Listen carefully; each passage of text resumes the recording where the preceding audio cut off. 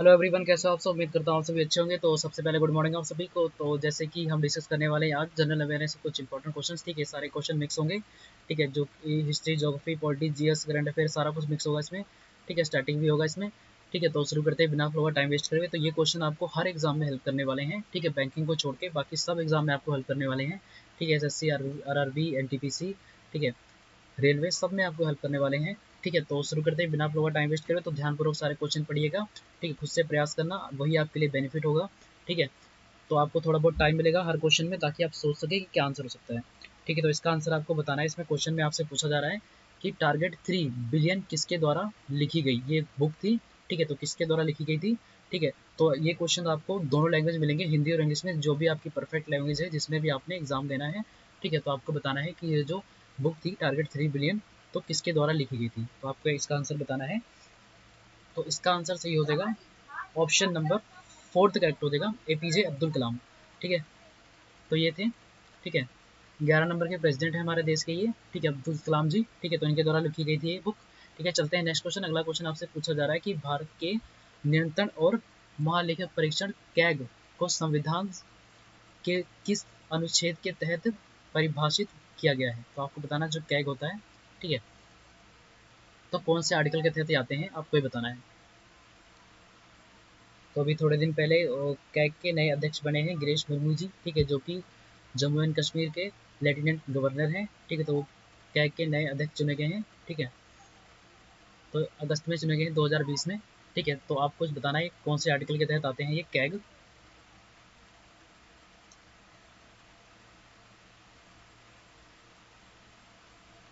तो इसका सही आंसर हो जाएगा ऑप्शन नंबर 3। इसका करेक्ट आंसर हो जाएगा आर्टिकल 148 के तहत।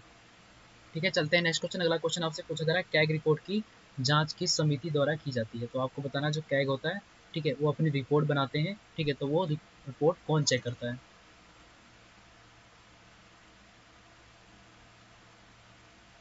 तो इसका सही आंसर हो जाएगा ऑप्शन नंबर 3। इसका राइट आंसर हो जाएगा पब्लिक अकाउंट कमेटी। ठीक है, चलते हैं नेक्स्ट क्वेश्चन। अगला क्वेश्चन आपसे पूछा जा रहा है वर्तमान लोक लेखा समिति का अध्यक्ष कौन है। तो आपको बताना है करंट पब्लिक अकाउंट कमेटी के अध्यक्ष कौन है, हेड कौन है, जो कैग की इंफॉर्मेशन चेक करते हैं, रिपोर्ट चेक करते हैं। तो इसका सही आंसर हो जाएगा ऑप्शन नंबर फर्स्ट करेक्ट हो जाएगा इसका। ठीक है, अधीर रंजन चौधरी। ठीक है, फर्स्ट इसका राइट आंसर हो जाएगा।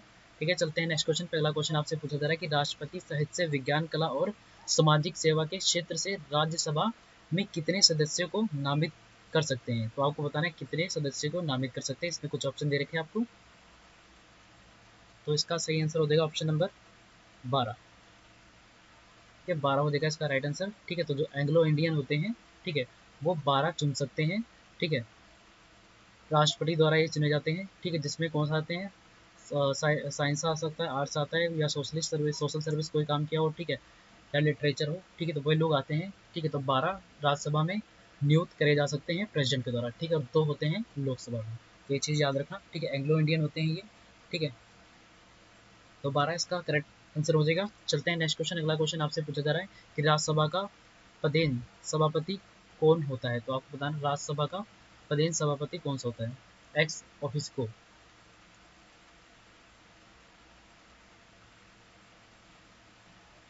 तो इसका सही आंसर हो जाएगा ऑप्शन नंबर 2। इसका राइट आंसर हो जाएगा वाइस प्रेसिडेंट।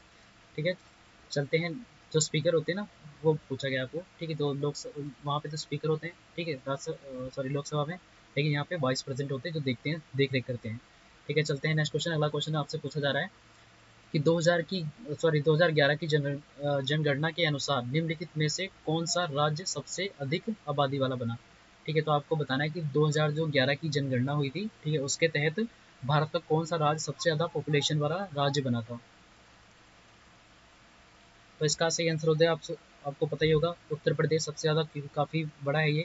ठीक है, तो उत्तर प्रदेश काफ़ी सारा बड़ा है, और इसी कारण आबादी वाला सबसे ज़्यादा राज्य माना जाता है उत्तर प्रदेश। ठीक है, चलते हैं नेक्स्ट क्वेश्चन। अगला क्वेश्चन आपसे पूछा जा रहा है कि निम्न में से किस राज्य में लिंगाना सॉरी लिंगानुपात सबसे अधिक है। तो आपको बताना निम्न में से किस राज्य में है। ठीक है, हाईएस्ट सेक्स रेशो।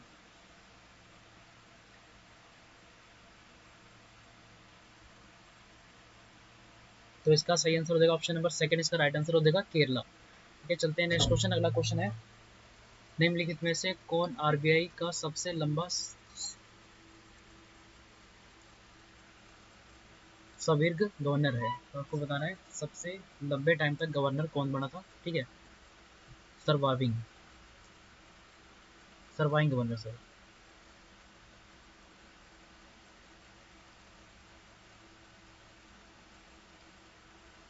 तो इसका सही आंसर हो जाएगा ऑप्शन नंबर थर्ड, इसका राइट आंसर हो जाएगा बनेगल रामा राव। ठीक है, काफ़ी लंबे समय तक रहे थे ये गवर्नर आरबीआई के। ठीक है, तो आपको याद रखना है। ठीक है, चलते हैं नेक्स्ट क्वेश्चन पे। अगला क्वेश्चन आपसे पूछा जा रहा है कि अमर्त्य सेन को किस वर्ष अर्थशास्त्र में नोबेल पुरस्कार मिला था? तो आपको बताना है जो अमर्त्य सेन थे तो कौन से ईयर में इनको नोबेल प्राइज मिला था। ठीक है, इकोनॉमिक्स में, अर्थशास्त्र में। तो इसका सही आंसर हो जाएगा फोर्थ, इसका राइट आंसर हो जाएगा 1998 में। चलते हैं नेक्स्ट क्वेश्चन। अगला क्वेश्चन आपसे पूछा जा रहा है कि निम्नलिखित में से कौन सा पुरस्कार भारत में सर्वोच्च साहित्यिक पुरस्कार है? तो आपको बताना है कौन सा सबसे ऊपर पुरस्कार माना जाता है। तो इसका सही आंसर हो जाएगा ऑप्शन नंबर सेकंड, इसका राइट आंसर हो जाएगा जनपीत अवार्ड। ठीक है, ये कब रखा गया था? ये रखा गया था 1961 में। ठीक है, 1961 में माना गया था। ठीक है, चलते हैं नेक्स्ट क्वेश्चन। अगला क्वेश्चन आपसे पूछा जा रहा है निम्नलिखित में से कौन सा राष्ट्रीय उद्यान कर्नाटक राज्य में नहीं है? तो स्टैटिक जीके का ये पॉइंट होगा आपके लिए। ठीक है, तो कौन सा इनमें से है जो नेशनल पार्क जो कर्नाटक राज्य में नहीं है? आपको ही पूछा गया जो नहीं है कर्नाटक में सॉरी नेशनल पार्क।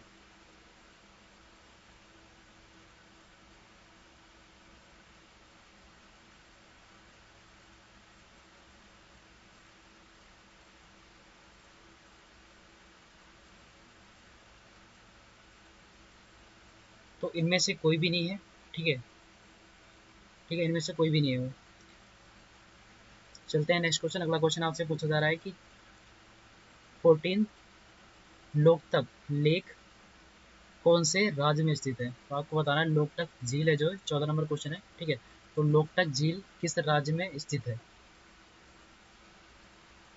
तो लोकटक झील ये स्थित है कहाँ पे? मणिपुर में। ऑप्शन फर्स्ट इसका राइट आंसर हो जाएगा मणिपुर। चलते हैं नेक्स्ट क्वेश्चन। अगला क्वेश्चन आपसे पूछा जा रहा है कि विश्व सांख्यिकी दिवस किस तारीख को मनाया जाता है? तो आपको बताना है स्टैटिक्स डे कब सेलिब्रेट किया जाता है। तो इसका सही आंसर हो जाएगा ऑप्शन नंबर फर्स्ट, इसका राइट आंसर हो जाएगा 29 जून को मनाया जाता है ये। चलते हैं नेक्स्ट क्वेश्चन। अगला क्वेश्चन आपसे पूछा जा रहा है तेलंगाना की पहली महिला राज्यपाल कौन है? तो आपको बताना है जो तेलंगाना की जो गवर्नर है फीमेल वो पहली कौन सी है।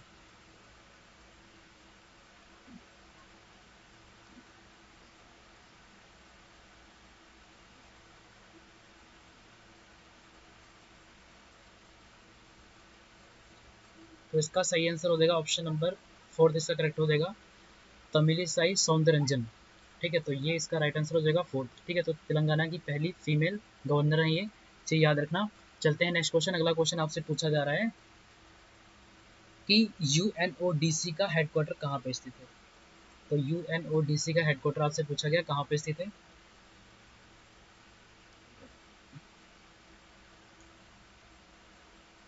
तो इसका सही आंसर हो जाएगा ऑप्शन नंबर सेकंड करेक्ट होगा वेन्ना। ठीक है, तो वेन्ना इसका करेक्ट आंसर हो जाएगा। तो इसकी अभी फुल फॉर्म जान लेते हैं क्या होता है। इसकी फुल फॉर्म होती है यूनाइटेड ड्रग कंट्रोल प्रोग्राम।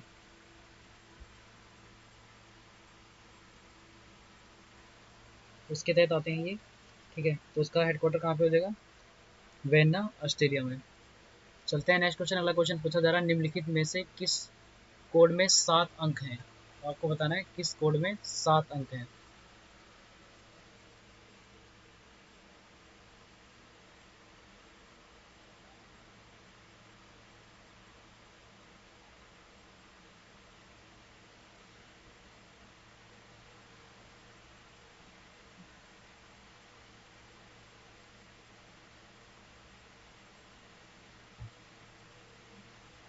तो इनमें से कोई भी नहीं होगा वो। ठीक है, एक गलत आंसर है।